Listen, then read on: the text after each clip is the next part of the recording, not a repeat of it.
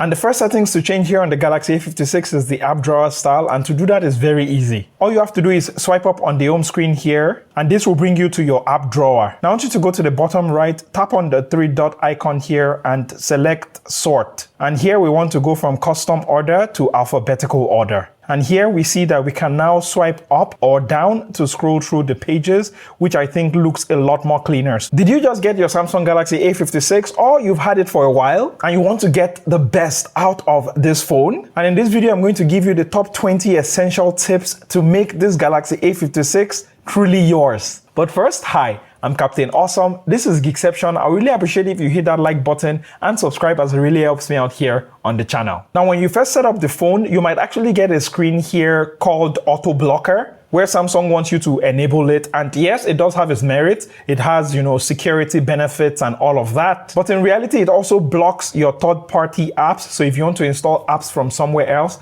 you might not be able to do that. So I suggest you turn that off while you are setting up the phone. But if you've already set up your phone and you don't know if you did it or not, well, it's very easy to turn off Auto Blocker. All you have to do is go into the settings first here, then go to security and privacy. Scroll down, and here you can disable Auto Blocker, which I already have disabled. Next, let's switch from on-screen buttons to gestures, as I think it looks a whole lot more cleaner. Now tap on settings, scroll down and go to display, and then scroll down again and we shall find navigation bar here. And this is where you get the option to either keep the buttons, or here I'm going to change it to swipe gestures. And now I can just swipe up and I have the swipe gestures such as pressing and holding and swiping here. And if I want to go back, for example, I swipe from the edge and I go back, and it just looks a whole lot better in my opinion. Next, let's reclaim the power button. Now, if you press and hold the power button right now, what actually happens is it opens this Samsung Bixby or whatever.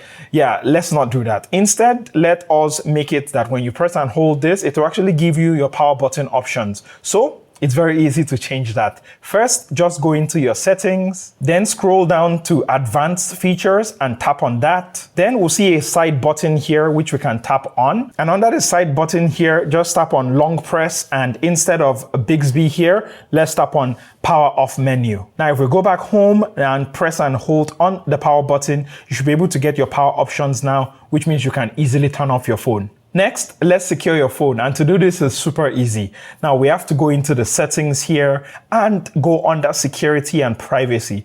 And now here you have to set a lock screen first. So let's tap on lock screen, and there are several options that you have here. You've got PIN, your password pattern, swipe. For me, I'm going to select PIN, and I want you to close your eyes because I'm going to set my PIN here. And after you set up your whatever security measure you're going to use, you can now set up biometrics. Now, it's either you use face recognition, which enables you to unlock your phone with your face, or you can use fingerprints. For me, I always go with fingerprints. So I'll just tap on fingerprints here. You get all of this manuals, which you can pause to read. I'm going to tap on continue there, and I'm going to press on register. And now you get this fingerprint section on your phone that you can tap to register your fingerprint. So I'm just going to do that, and it's super fast. It's super easy. And after registering, we can click on done. Now, when I lock the phone and I press there, I can unlock the phone immediately with the fingerprint there. So that is how you set up biometrics on your phone to secure it. Next, let's make this phone truly yours, because this is your phone. Come on.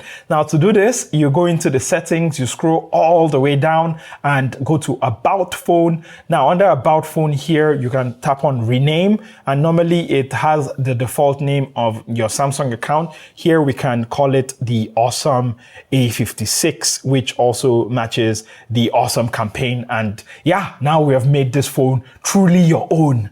Next, let's protect your battery health, not just for now, but in the long run. And to do that is super easy. Now head into your settings here, find the battery section here and tap on it. And then we can tap on battery protection. And here, when we turn on battery protection here, we can see that there are 3 different types of battery protection. You've got your basic, which when your phone is charging to 100, it will stop charging at around 95% there. Adaptive, which will stop your charging at 80% while you're asleep, and then switch to basic when you wake up, just right before you wake up, so it's not permanently keeping your battery at 100, and maximum, which will stop charging when it reaches 80%. Now, it depends on what you plan to do. So I would say for the medium term, you can keep adaptive on, which is what will use your sleeping patterns and your charging patterns if you're going to be plugging this in when you're going to bed. But in the more longer term, I would suggest you use maximum.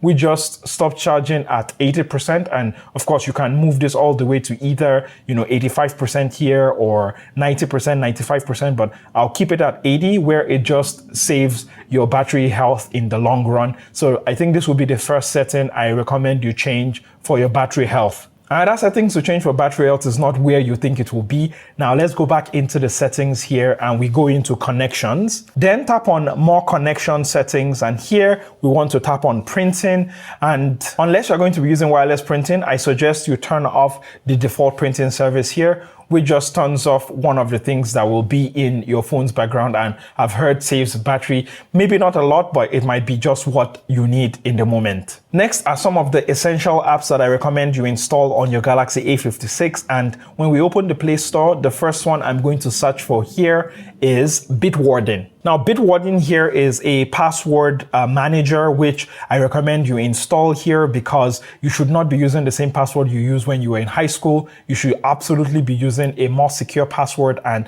Bitwarden is one that I found is very secure. It's free, it's open source, so you are not going to, wake up one day and find that they've sold your data, and I really recommend this to save your passwords. And while Samsung browser, that is the default internet browser on the Galaxy A56, is good, it's not bad. For me, I love using Arc Search, which is the mobile version of the Arc browser that I use on the desktop. It just looks very clean. It's very modern. And I think if I've finished it, when I open up the setup process here and, we click let go, here, it actually has this AI feature where it can browse for you. So it will search for like all of this different information and it then give you in this very nice sort of summary. And you can even block ads as well, so you don't see any ads while browsing with the browser here. And here I'm just going to set it as my default browser. And yeah, Arc Search is amazing, and I recommend you install it as your default browser of choice. And my next app recommendation here is LocalSend. Now, LocalSend here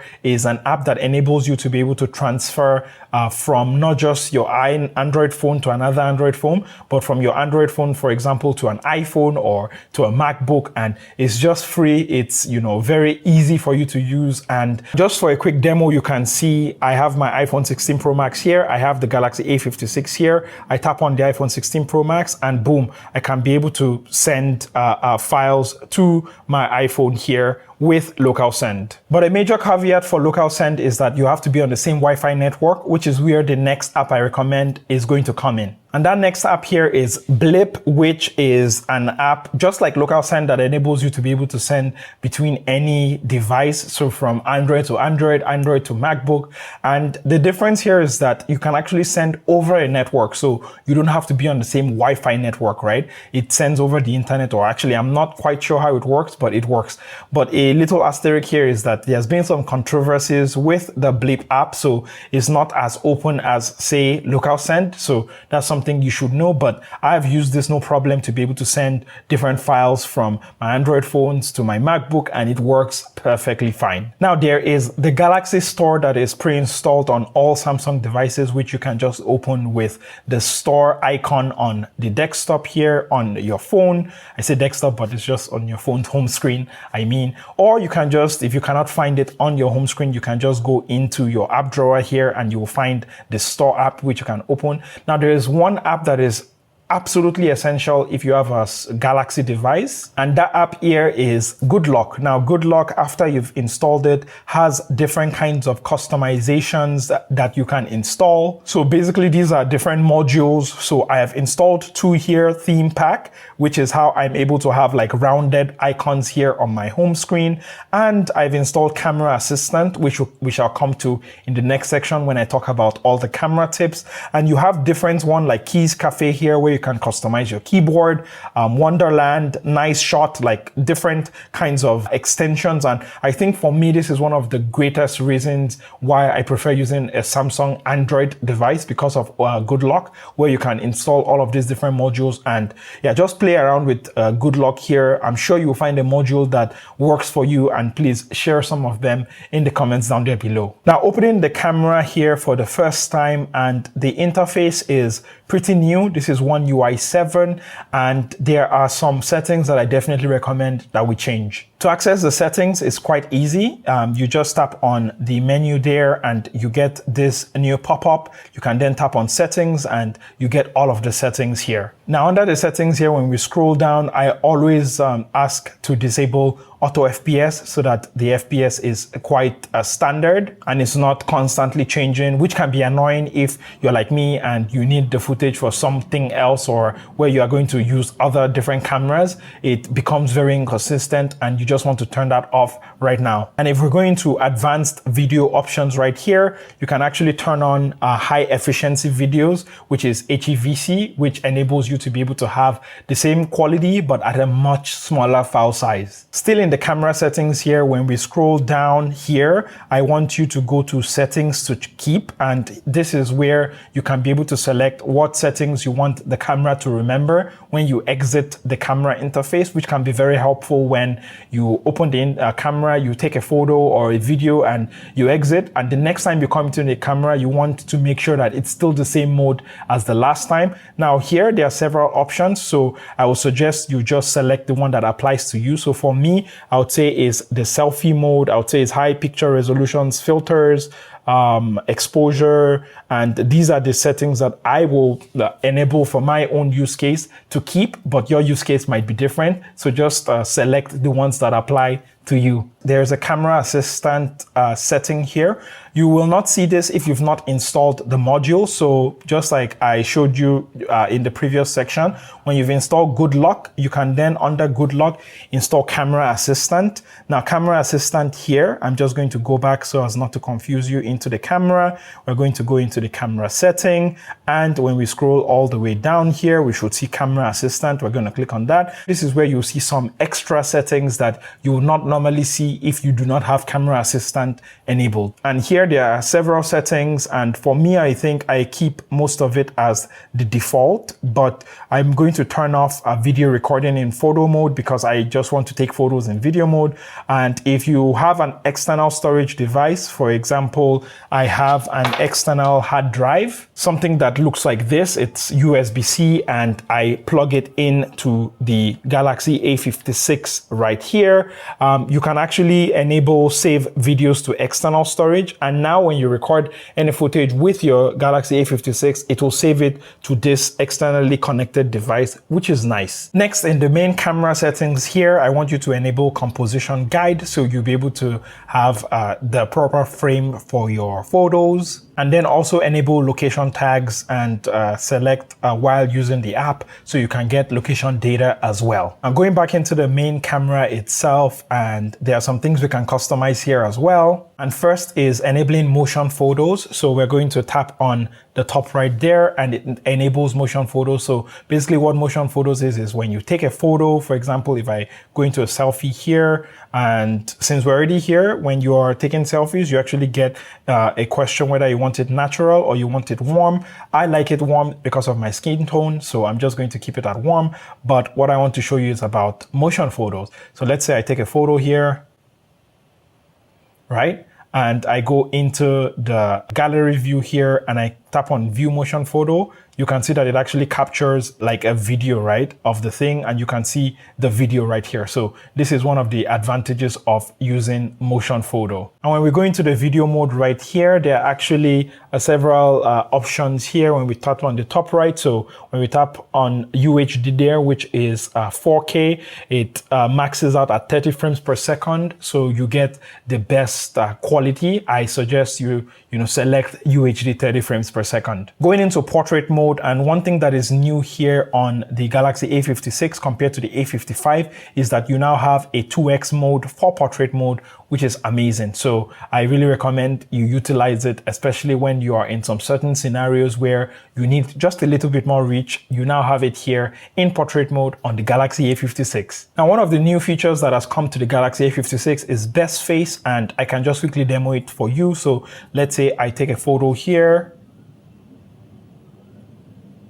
And in my photo right here, you can see that it is out of focus and my eyes are closed. And sometimes, you know, you're taking a group photos and this works for up to 5 people. Well, now with best face, you don't have to take another photo or, you know, realize later that, oh my God, that person was closing their eyes. So if we tap on the edit icon right there and we tap on the bottom right there and we tap on best face, it will now use Galaxy AI to find the best face in this photo. And after doing all of that, I can now tap on one where my eyes are open and I can just look for the ones that look less weird because some of them are truly goofy. I can then tap on that one. I can tap on done and I can save this photo and boom, this is how I now have from a photo where my eyes were blurry and my eyes were closed and the photo was blurry to one where my eyes are open, and that is best face, and I really recommend you use this. And the last thing here that I recommend you utilize is in the filters. Now you can access it by tapping on that menu and bringing up filters here.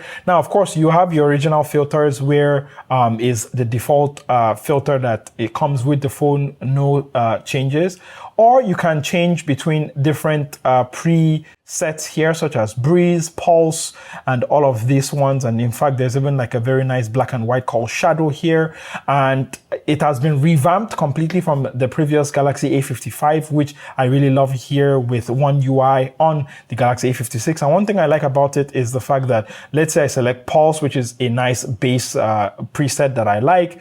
You can then control the contrast. How contrasted do you want your image to be? You can control the saturation. How saturated is that image going to look like? Or even the strength of the filter. Maybe you don't want it to be as overpowering before you then take your photo. And one thing I like about it is that it's non-destructive, which means that if we go into this photo, for example, and we edit it and, you know, we tap there, and I think I go into the filter here. Yes, it's original. So you can change from that filter to, like, let's say the original here. So you can always just walk it back. You don't have to, you know, be at whatever filter it is that has been predetermined. But even more than that, if we're going to the filter system here, you can actually then use Galaxy AI to create your own filters. So here you can see some of the intelligent features you get with Galaxy AI here on the Galaxy A56. You can pause to read all of this. But here for custom filters,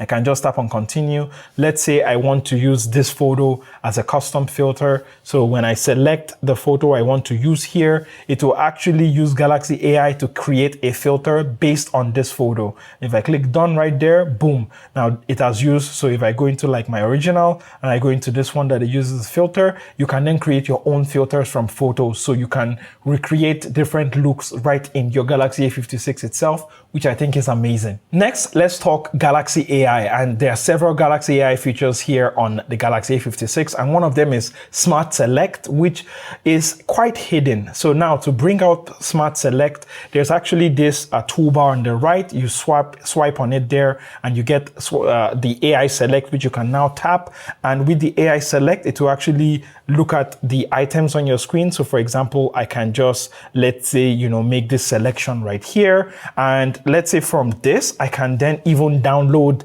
this image as a wallpaper just from using Smart Select. So now if I go into my gallery, you can see I was able to just download just that part of my screen, which is just the Google Now, right, as a wallpaper. And that is the very nice feature for Smart Select here. Now, if I open YouTube, you can also do the same as well. So I'm just going to go to a video real quick. And let's say I have this video on TikTok ad that is playing and I select Smart Select, right? And I just, let's say, select around it like this.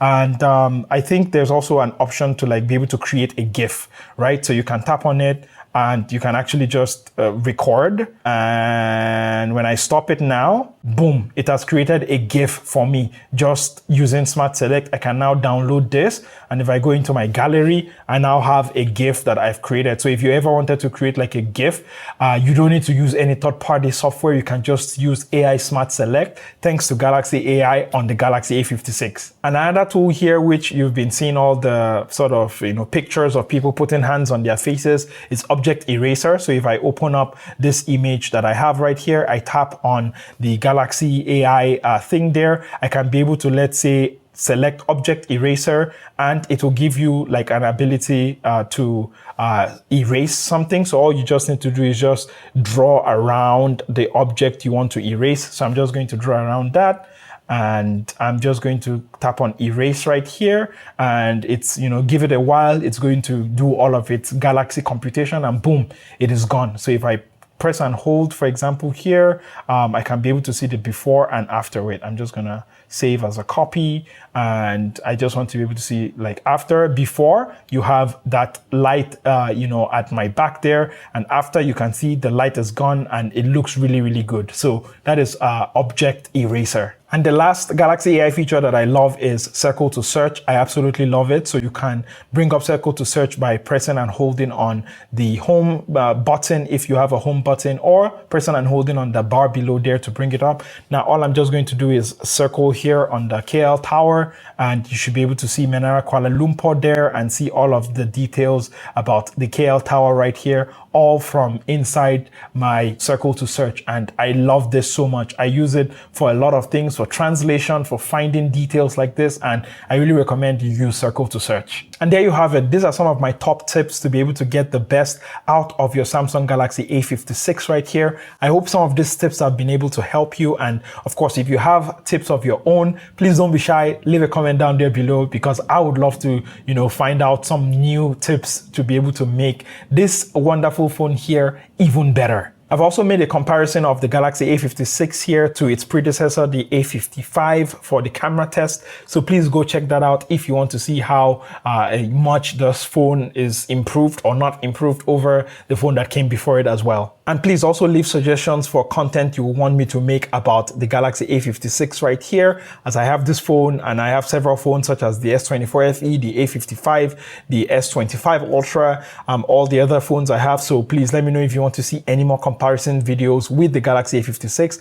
And I've been your captain of awesome. This is Geekception. Please text me when you get home so I know you got home safe. I really enjoy making these videos, and I really hope you enjoy watching it as much as I've enjoyed making it. It will really go a long way if you gave this video a big like and subscribe, as that, will help the YouTube algorithm and all of that. And if you have some disposable income, try supporting me here on YouTube as a member or on Patreon to get some exclusive behind the scenes content, such as all the raw photos I've taken with this phone and some exclusive stuff that you will not see, necessarily here.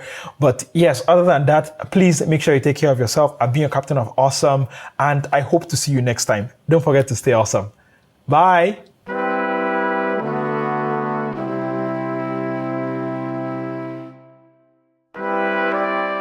And thank you for making it all the way to the end of the video. And it was, I think, quite a while it took me to write the script for this video, and even shooting it was quite the process. But editing it, oddly, was very straightforward. I think it only took me like 3 hours to edit it, which was quite surprising. I think this is what happens when you actually like plan everything properly.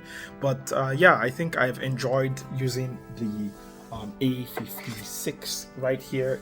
It's a very nice phone, and I'm recording on the S25 Ultra right here, and if I did not have the S25 Ultra, I would say this is one that is really close in experience. I'll say, of course, it's not got all the telescope cameras and all that, but it's really great. I like it. But yes, tell me what has been going on in your life. What part of the world are you watching from?